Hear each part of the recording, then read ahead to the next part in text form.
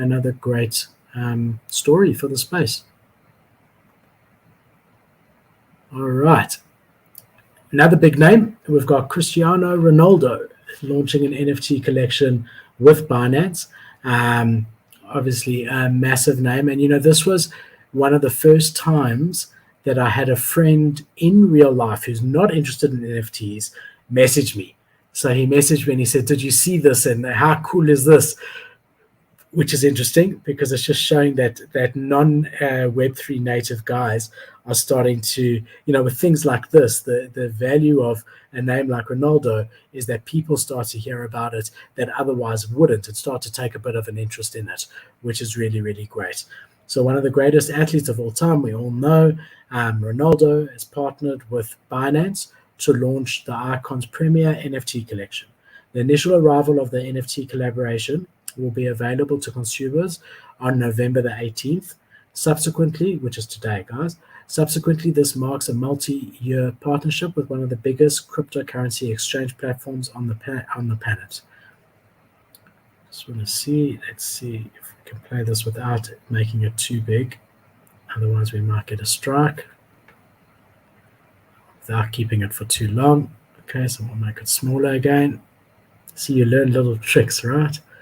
So here you can see on his Twitter, it says, "My NFT collection is coming 18th, November the 18th, exclusively on Binance. This is your chance to join my Web3 community and own iconic moments from my career."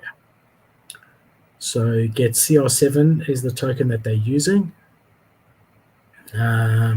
It's going to be interesting. I mean, what we have seen is when we have hype names in the space, hype names outside of the space come into the space, there's hype in the beginning and then it dies. And that's typically what we see. I mean, let's just call a spade because, they typically, and I'm not saying that this is going to be the case here or not, but typically these guys don't have time to sit in Discord and build a community and work on this as much as they want to. It's usually being run by a whole team of theirs.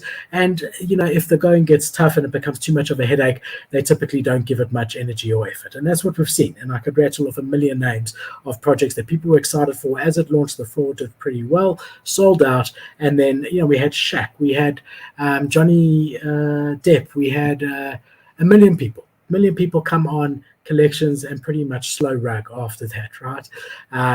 Must just say that Shaq's one was all donated to charity, just to call a spade, so he didn't personally profit off it, right?